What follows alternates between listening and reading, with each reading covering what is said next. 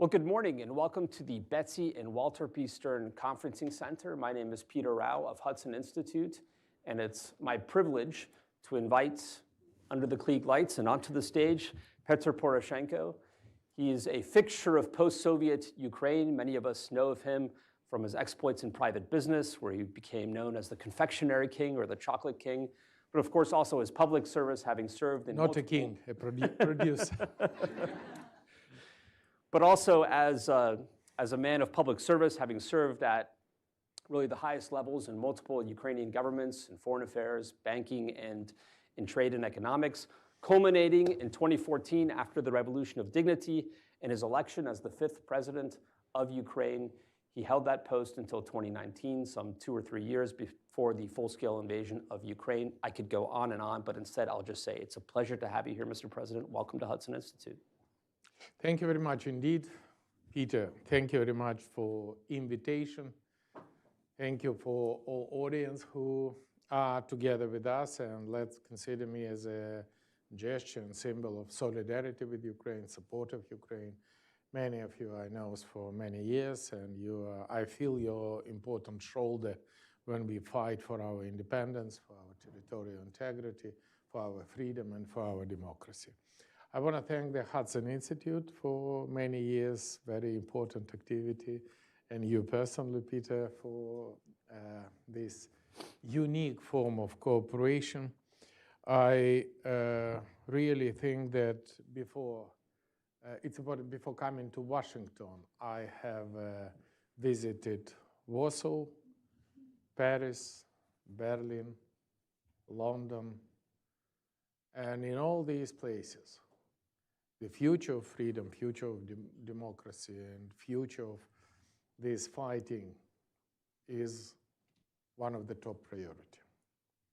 Another place where I also visited, and definitely this is not less important, this is the front line of fight, where Ukrainian armed forces surprise the world.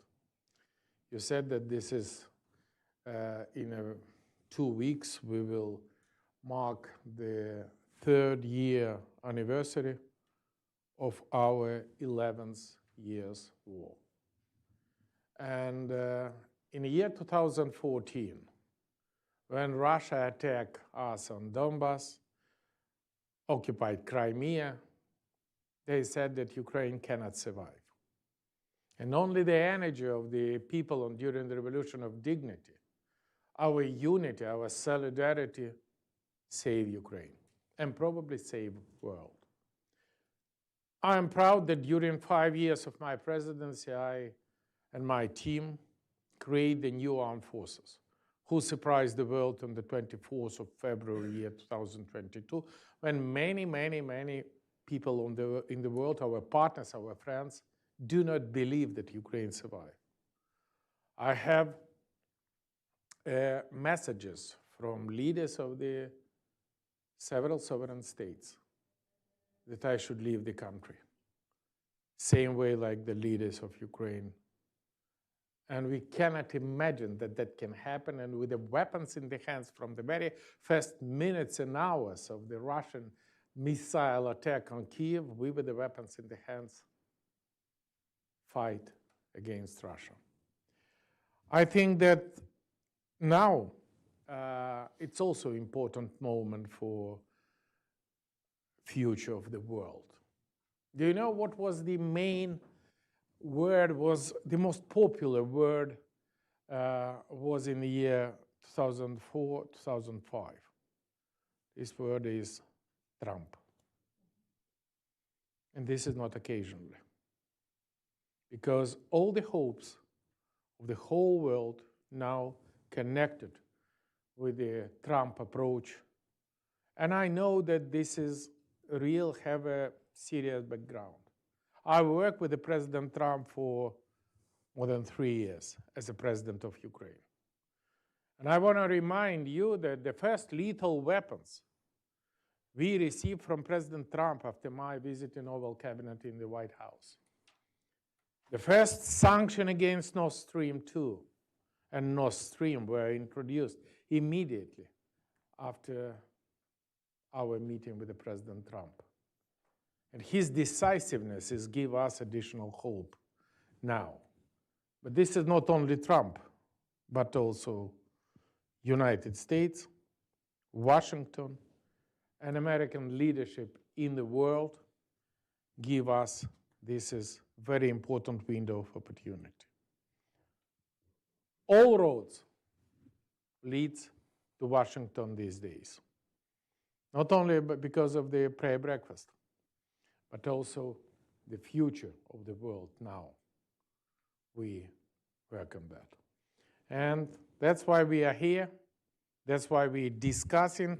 I was received from Peter recommendation that we have a very short introductory remarks and to give more time on the Q&A session. I definitely follow this advice, but I think that the messages and the information from the Ukrainian front line is very, very important.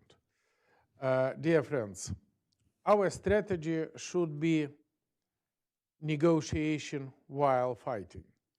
For this negotiation, Ukraine should come strong. That would be peace through strength, because peace through weakness, what is named? Capitulation. That would be not only defeat of Ukraine, not only defeat of Ukrainian people, that would be defeat of the United States. I really appreciate and support message for President Trump, let's make America great again. That would be in the case of our victory. In the case of our defeat, it would be implementation of Putin's message. Let's make Russia great again. And we shouldn't allow for this type of things. Before the negotiation, I have my personal 3 recommendations about negotiation with Putin. Message number 1, please don't trust Putin. Putin as a KGB officer can very professionally can do only one thing, to lie. Message number 2, which we Ukrainians learn very attentively. Don't be afraid of Putin. We demonstrate that 11 years ago. We demonstrate that 3 years ago. We demonstrate that now. And with this situation, I have another 3 messages. My wife, Marina Poroshenko, don't like when I said 3, 5, but please, that would be easier to count and easier to understand. We should stop losing people. That's why we should act strong, effective, and quick. We should stop losing territories. And we should stop losing time. And this is my messages to our American partners, that we should act decisively, strong, and efficient. And what now we expecting? 5 clear elements of how we should do our victory. Point number 1, sanction. Sanction for cut the ability of Putin to finance the war. The only one KPI of sanction is decrease of the Russian export revenue. Decrease of the Russian export from 600 billion to probably less than 200 billion. That will bring Putin to the table of negotiation. Definitely, Trump is right to warn Russia with the hellish tariffs, additional attack on Russian shadow fleet, attack on Russian LNG export, attack on Russian nuclear energy export, attack, just to stop the war. Point number 2, this is the military aid, including the air defense, including the very sophisticated long-range missile. Why? Believe me, I know what I'm talking about as a former Supreme Commander-in-Chief of Ukrainian Armed Forces. This is the different war. Different from the year 2014 and even different from the year 2022. And we, together with our American partners, should be ready for this new war. If you want to have more information about that, I will happily answer it. Point number 3, switch economy on the military rail. How can it be that North Korea and Russia produce more artillery shell than the whole free world altogether? How can it be that we, Ukrainians, receive from the beginning of the war 6 million pieces of artillery shell and Russia received 9 million pieces? How? Because they switch their economy on the military rail? We not. Including investing in the defense industry of Ukraine, because that would be the cheapest, most efficient, and the most effective weapons of every single penny of the American and European taxpayer. Point number 4. This is the helping Ukraine to provide reform, to fight against corruption, to implement rule of law, independent of the courts, and continue all reform which was launched by my team. That is vital. And point number 5, strengthen democratic resilience. Support freedom of media, right of the public activist, support the parliamentary pluralism, support democracy, support freedom. Because I hate the idea that we can win the war and lose the peace. Support and protect free, democratic European nation, which I love the most, Ukraine. Peter, Thank you, Mr. the floor is President. yours. Perhaps we could just begin there with your 5th point. I neglected to mention at the outset that you were also a member of the Rada and the leader of the main opposition party, the European Solidarity Party. And of course, there's a tension between what you emphasized in your remarks, which is the importance of unity for Ukraine and what it projects to the outside world on the one hand, and on the other hand, the kind of rigorous debate that takes place in a democracy between various parties. How do you think about the tension between the importance of unity, yet also remaining sort of almost a healthy criticism of government in a time of war? And of course, the headline that everyone has in mind over the past few weeks is the disagreements between the mayor of Kyiv and the president over this or that issue. How do you navigate that in a time of war? What is the key reason we have a success in the beginning of full-scale aggression of Russia? The whole war is divided to the 3 stages. Stage number 1. This is when we threw Russian away from Kyiv, surprisingly.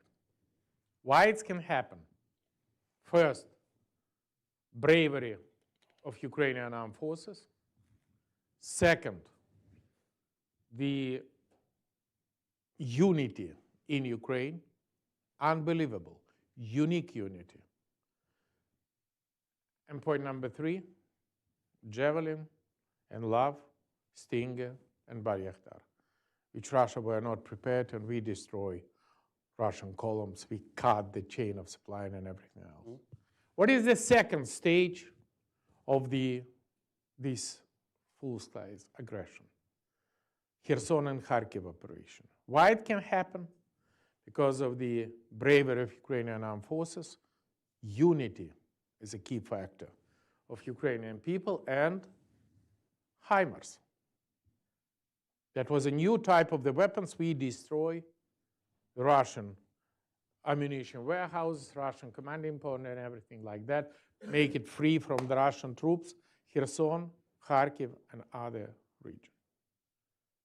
And what is the stage number 3, which Putin immediately switched?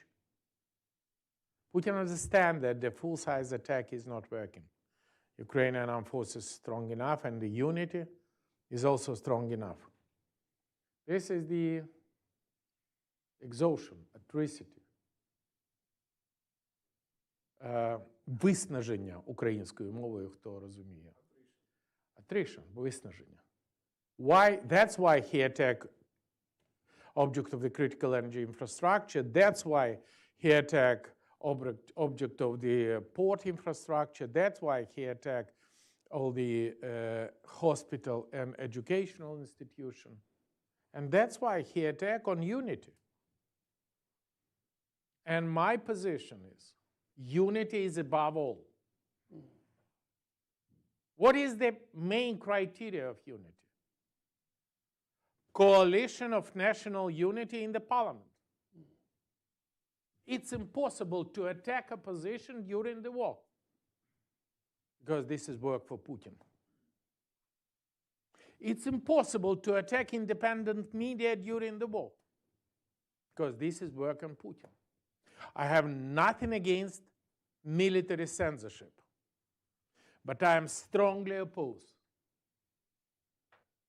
political censorship, because this is a completely different thing.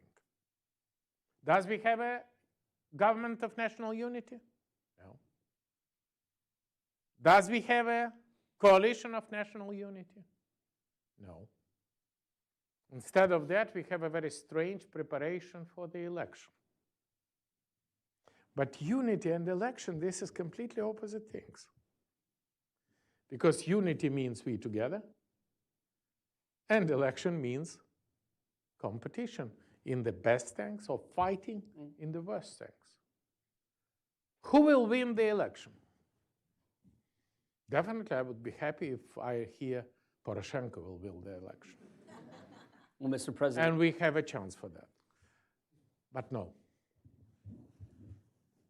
Maybe Zelensky will win the election? No chance. Maybe Zaluzhny? I doubt. Who will win the election? Bravo. Where are you from? University of Maryland. Fantastic. You have a great T-shirt. I really like it. Putin. At least University of Maryland is definitely support this idea.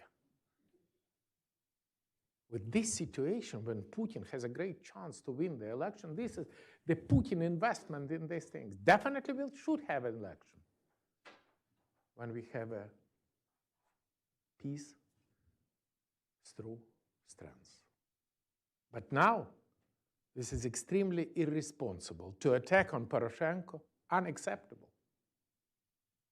Do you know the idea that a few days ago, the Parliament Procedure Committee of Parliament vote for withdraw me from the Parliament, the leader of the opposition? Where can it happen? This is unacceptable.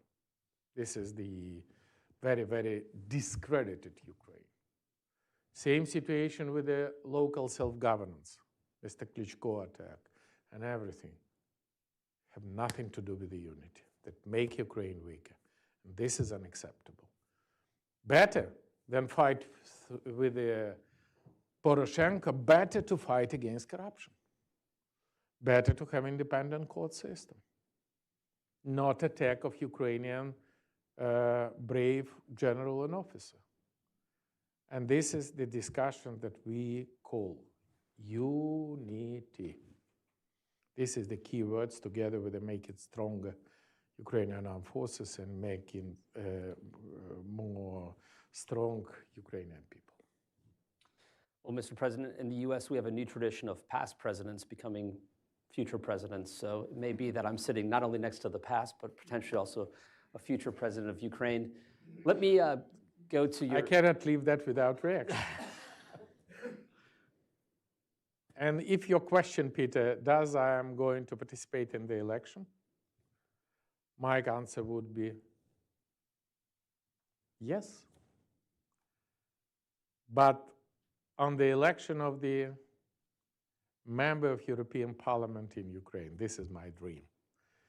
Because member of European Parliament from Ukraine can be when Ukraine would be the member of European Union.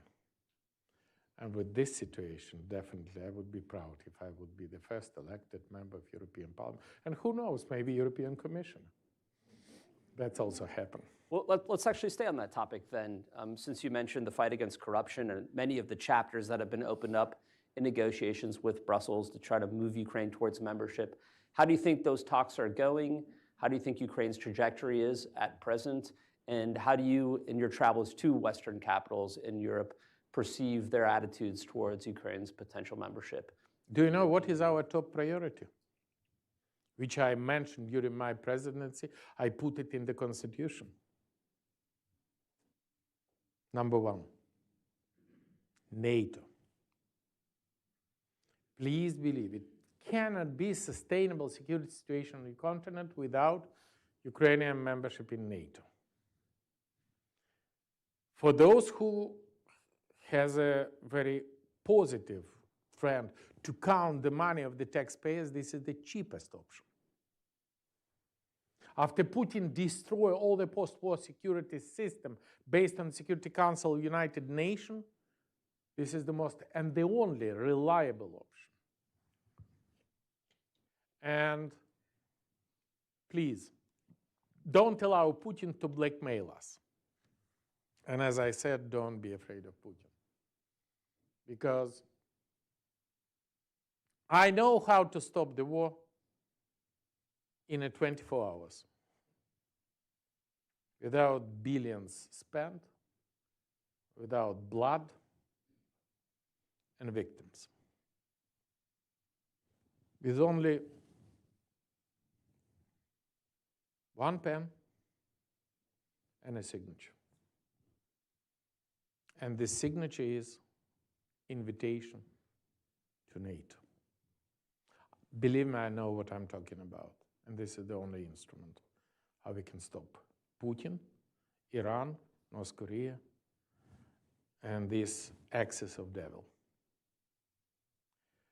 What you said about European perspective, you're absolutely right. But I hate the idea that, again, we wearing the rose glasses and making real promises. When anybody said that we can be a member of European Union within 1 or 2 years, this is simply a lie. Because Ukraine should do our homework. We should change the country. We should continue a reform which I launched since year 2014 after Revolution of Dignity. We open the cluster for negotiation only 1 point, 2 points actually. One is fundamental. What is the peculiarity of this fundamental cluster? Because it starts first and finishes last. And for that we should have progress in fighting against corruption, where we have, unfortunately, very big danger. Not because I'm leader of the opposition and criticize the authority, no. We can undermine the trust to Ukraine from our partners. And that's why it's our top priority. Protect the democracy. Protect the independence of the court system. Rule of law. And it's all the time when I said since year 2014, the war is not the reason for not providing and implementing reform. On contrary. During the war, reform can be more decisive. And with that situation, I think that I'm strongly believing Ukrainian progress and quick results for their integration to Europe. Do you know why? Because now more than 90% of Ukrainians support membership in the European Union. Ukraine now is one of the most, or maybe the most, Euro-optimistic nation on the continent. Do you know how much people of Ukraine support NATO integration when I was elected in the year 2014? Do you know? 40%. Great. So you are very familiar with Ukraine. I'm really happy with that. So the right figure is 16%, 1/6, when I was elected as a president. And when I finished my presidential term, do you know how much Ukrainians support Ukrainian integration to NATO? 70%. You're still too pessimistic. 89%. And the distance from 16 to 89 Do you know why it's happened? I would like the version because of Poroshenko, right? This is not fully true. This is because of Putin, right? Because of Putin, we start to be the most Euro-Atlantic optimist on the continent. Because we have no illusion. Some people in America have this illusion that it's possible to make an agreement and to reach the compromise with Putin. Do you know what is the compromise and how we should reach it? Putin wanna kill Ukraine and Ukrainian. And we, Ukrainians, wanna live. Try to find out a compromise. My answer after Bucha. And my wife, as a leader of the medical battalion, and me, as a 7th of 206 battalion, were first who come in Bucha and who see with my own eyes disasters. This is not like in a Hollywood films. Because this, when you see, first of all, this is the cultural shock. When you see such a big number of the dead people without any reason, victims of civilians, with the smell, with the view, they stay with you for the whole of your life.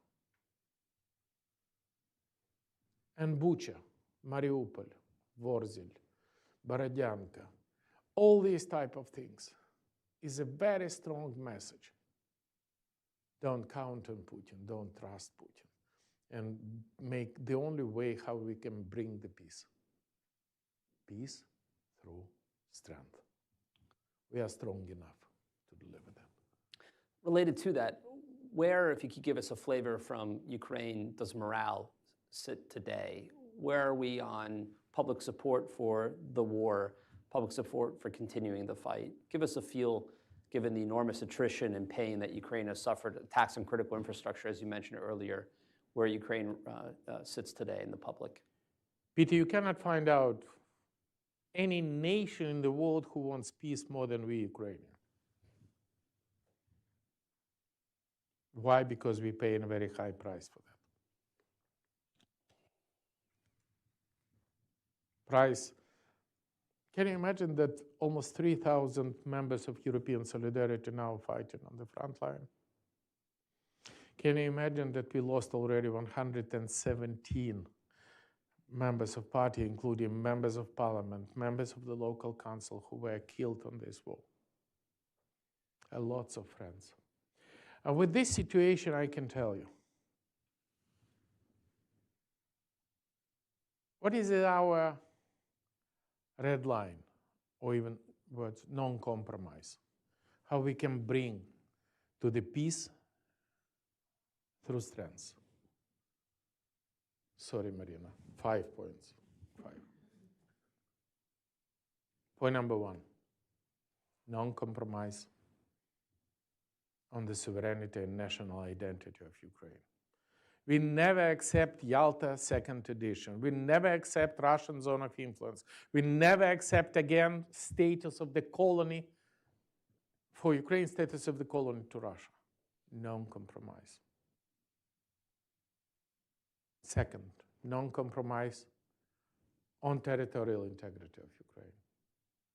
This is not means that we should use the hundreds of thousands lives of Ukrainian soldiers to be in Kremlin and to rise up the Ukrainian flag above the Spas Tower of Kremlin. No. But we never accept, we never recognize, and we really count on our partners to keep and support territorial integrity of Ukraine. Because we should have a combination of the military force and diplomacy. And we should give Putin any tiny chance to expect that the world will recognize illegal occupation, no matter if it is Crimea, Donetsk, Lugansk, or something like that. And I know that. I speak about that with the President Trump during his first term.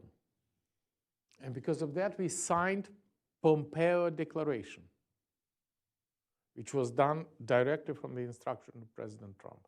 that the United States never recognize illegal occupation of the Crimea or other Ukrainian territory. So, point number 2, no compromise on the territorial integrity. Point number 3, very important, no compromise on Ukrainian army and an ability of Ukrainian armed forces to protect the nation.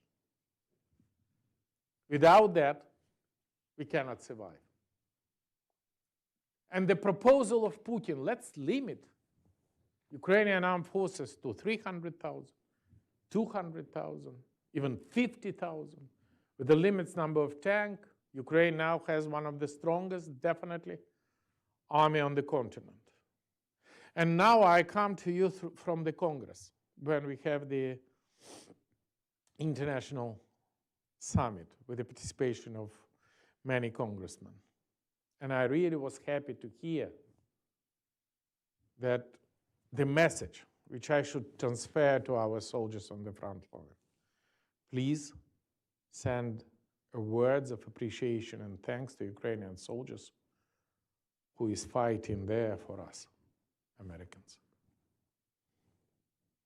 This is exactly what we want, what our soldiers want to listen. Point number 4, non-compromise on sanction. Because without sanction, Putin do not have any motivation to sit at the table of negotiation. And point number 5, non-compromise on reform, on democracy, on freedom, on democratic resilience. And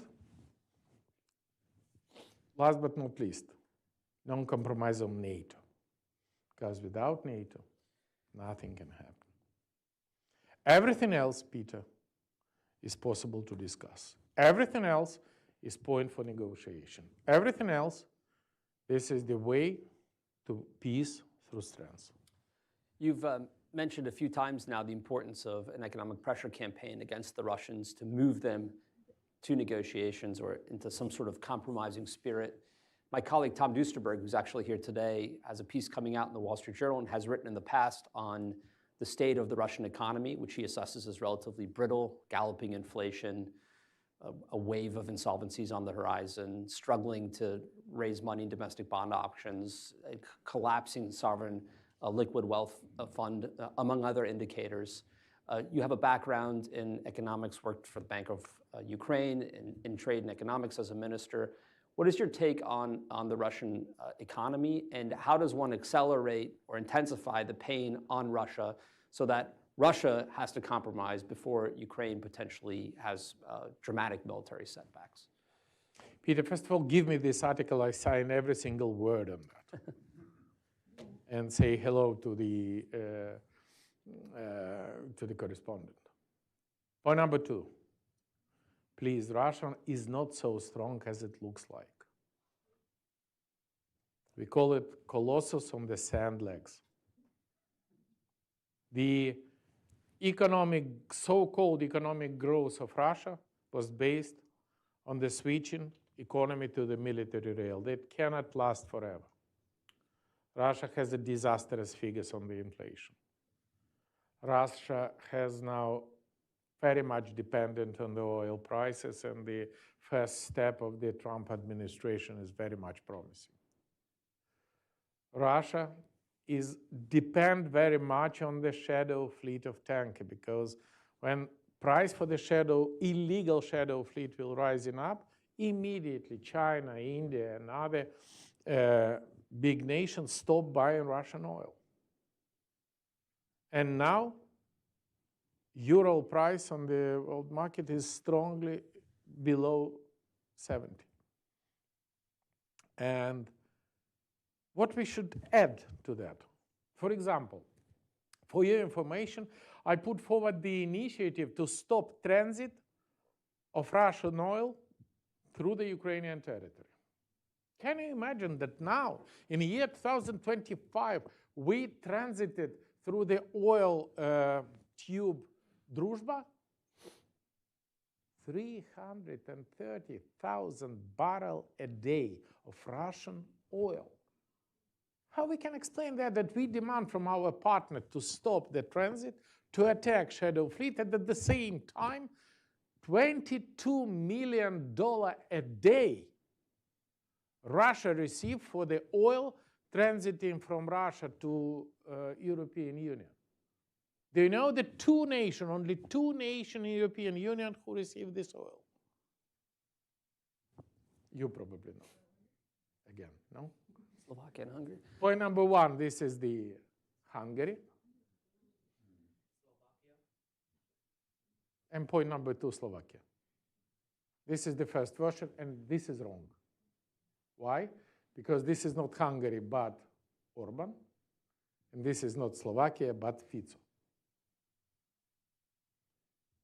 And that's why I demand immediately stop transiting Russian oil. Why? Because this is 7% of the Russian military budget. 7% less bombs, less shells, less drones, less missiles. And this is not the question for the money. This is the question for our future victory.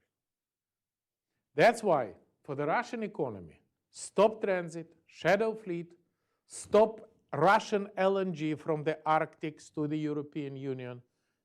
My piece of advice to our European partners, please buy American LNG. You have this opportunity. Don't finance Russia. And let's try not to avoid the sanction, because we Ukrainians have a right to set very, very straightforward. This is the test for the partnership. And when we stop transited Russian oil, when we stop shadow fleet, when we stop allowing Russian coal, Russian wood, when we stop allow to buy Russian nuclear energy elements, when we stop, I promise you, it would be economic catastrophe in Russia. Russia will not stop. Russia will not die. Because under the Putin, they tried to demonstrate some other thing. But this is definitely strong motivation of Putin that Russia economic model in this situation not survive. Undoubtedly. That would be a recession and drop for the GDP. It would be definitely additional devaluation of the Russian ruble. It would be low in the social standard. But main thing, it would be absence of the ability of Russia to finance the war. Because can you imagine that $30,000 Russia will pay for every new soldiers who sign the contract to go to kill Ukrainians? $30,000 for the Russia. This is unbelievable amount. And we know how to do that. And with that situation, we Ukrainians, and me as a Petro Poroshenko, who pretended to understand something in economy, would be more than happy to cooperate with our American partners how to make sanctions more efficient. Tariffs is good, but the Russian, and I fully support the idea of President Trump, but the volume of Russian export to the American market is very small. And we have another very powerful instrument how to make Russia small again. That would be our purpose. Thank you. On the topic of President Trump, there is a line of analysis I've heard from some Ukrainians that President Biden, President Trump's predecessor, was rhetorically very supportive of Ukraine and did deliver weapons and economic support and all the rest to Kyiv. At the same time, he was never really prepared to take the next step and empower Ukraine to victory. And so he almost put Ukraine on a glide path to stalemate and maybe even defeat. So with the election of President Trump, there's an opportunity or a hope that there might be a change in American policy. You spent time in the Oval Office with President Trump talking about Ukraine, working with his government. You mentioned the Pompeo Declaration earlier. What are your hopes for the Trump administration or working with President Trump in the months and years to come? When I go first time to Washington, year 2017, I'm proud that I was one of the first leaders to whom Trump called after his victory on the election and to whom he received me in the White House. Everybody said to me that Trump is a challenge.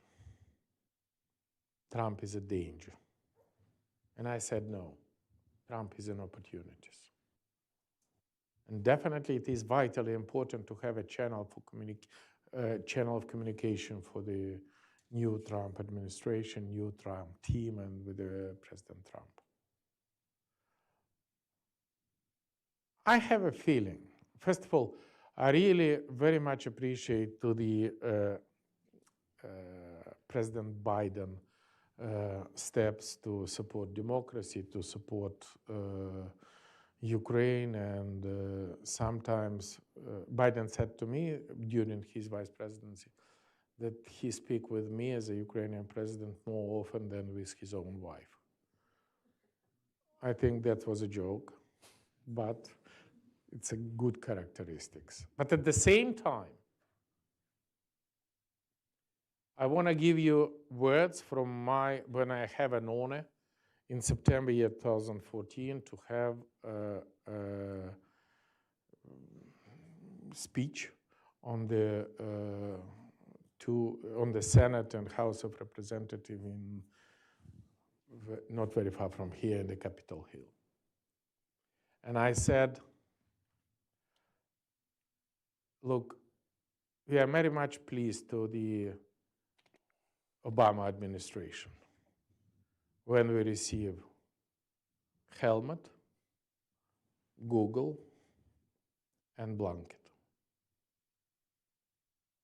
But I am a president of the country in a state of the war, and if anybody can explain me how I should win the war with a blanket, I would be very pleased to you. And again, the first Javelin, the first effective and modern counter-battery station, the first radio electronic warfare system, the first I received from President Trump, who gave an instruction to Secretary of Defense Mattis, and he do it within 2 weeks, we delivered. I give you very, very confidential information because we agreed with the President Trump that I should not use Javelin on the battlefield. And I said, okay, but please do not stop me when I make an interview and said that Javelin is in every brigade which is on the front line. Do you know what's happened? The very next day after my interview, Russian tank driver refused to go because they said that, okay, but they have a Javelin. This is shoot and forget. And we don't know. And immediately, the very next day, because of the psychology, we have an improvement situation on the front line. That's the case. That's why I'm really confident that the Trump presidency is an opportunity. And I will definitely know. I met before his appointment both Mark Rubio, both National Security Advisor Waltz, General Kennedy before, and I said that they are definitely absolutely not pro-Russian. They are absolutely not against Ukraine, and I really count on them. And I'm really happy to communicate with them how to make our partnership, our unity, strong, stronger, and more efficient. Well, let's cross the Atlantic and talk about your European partners and their support for Ukraine.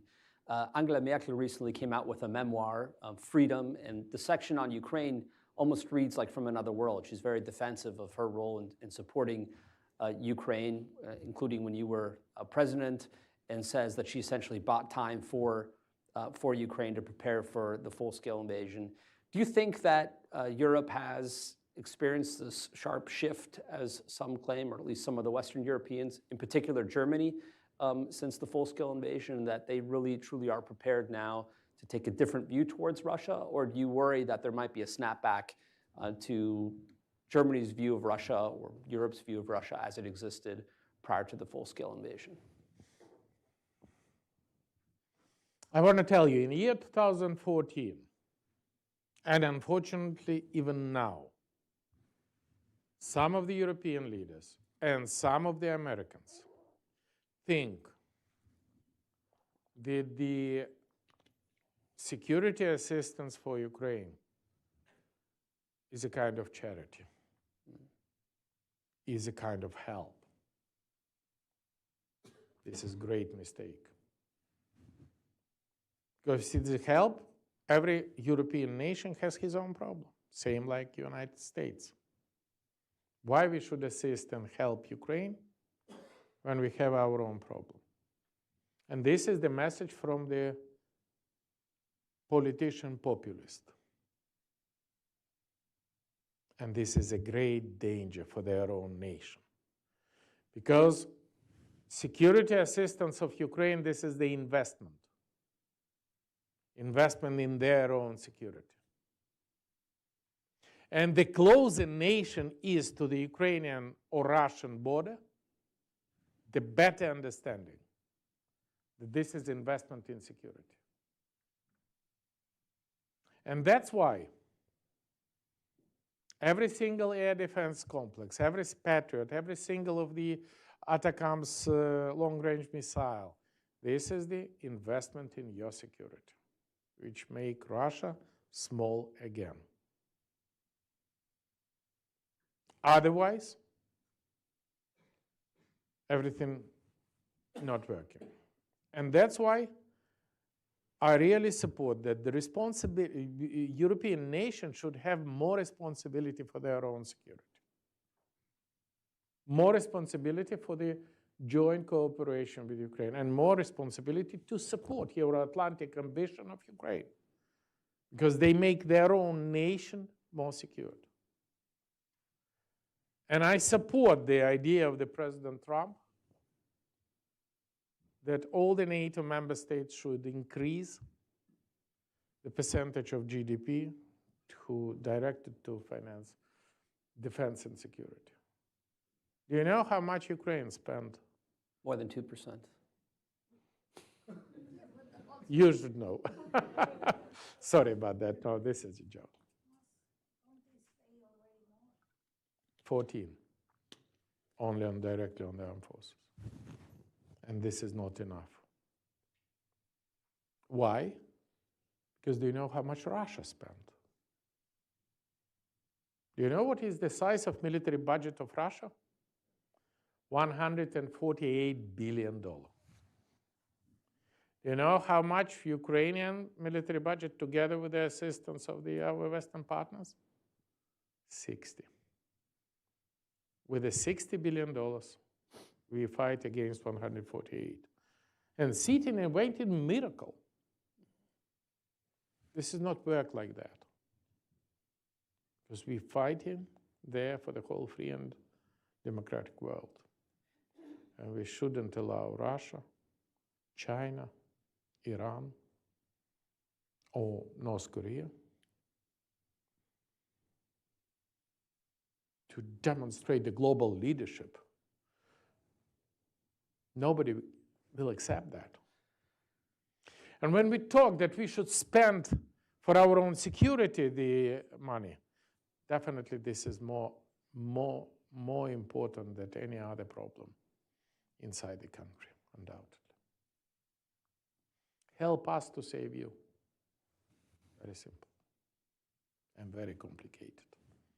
Well, I will say one, I think, oftentimes underappreciated fact is that when this war eventually does end, Ukraine will emerge with the second or third or best military in all of Europe. Hudson's launching a defense tracker that looks at the modernization of military forces across Europe, and some still are in a woeful state, while Ukraine really has shown its mettle not only in theory, but in actual fighting on the ground.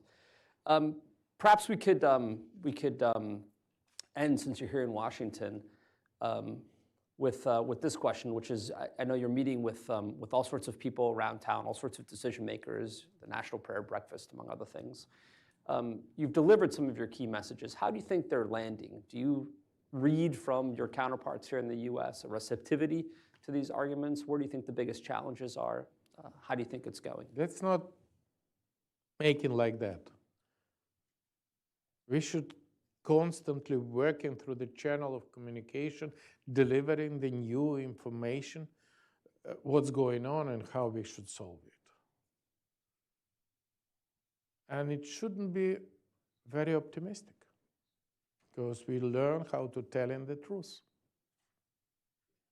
about the very, very, very difficult situation on the front line. But at the same time, we shouldn't just crying and saying, okay, because when you are pessimistic, I know that as a president of the country in a state of war. If you do not believe in your victory, you never win the war. But you should know what to do.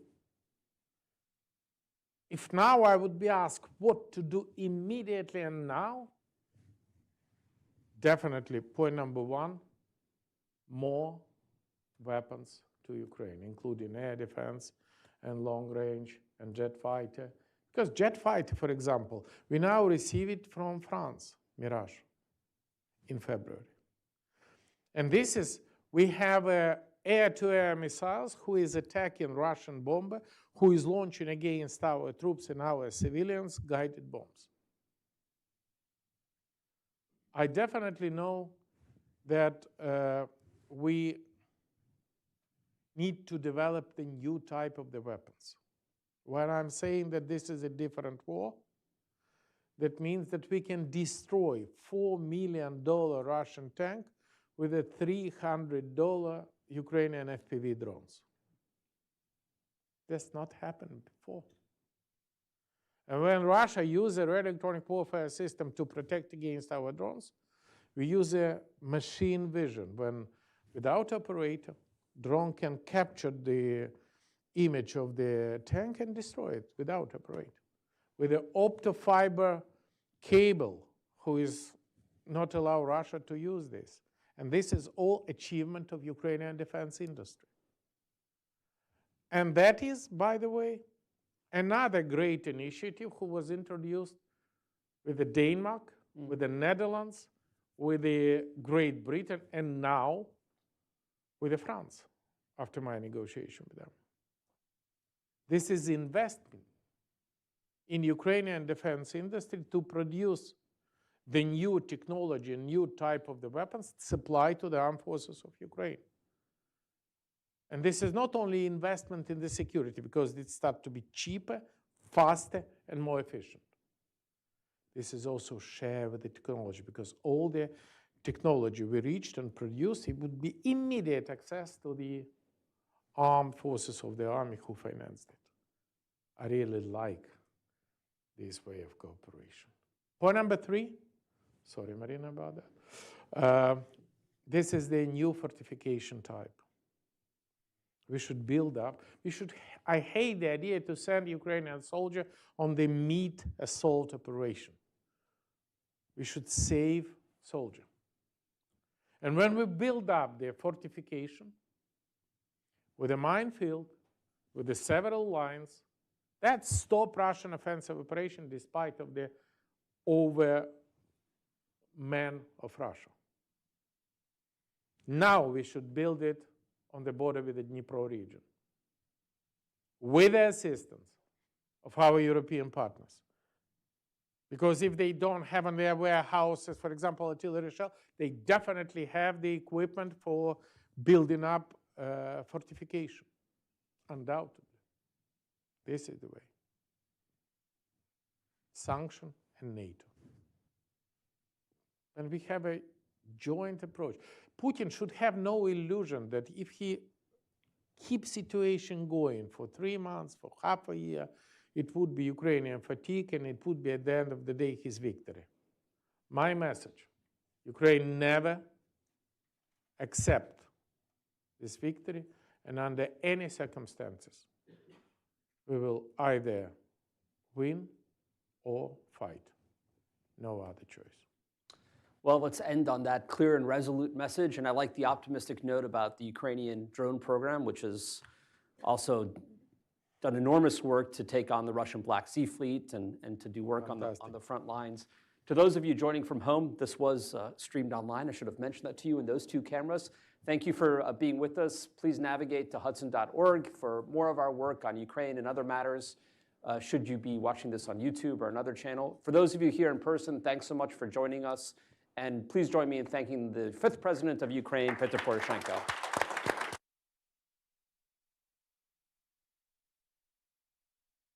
For the great question. By the way, I was not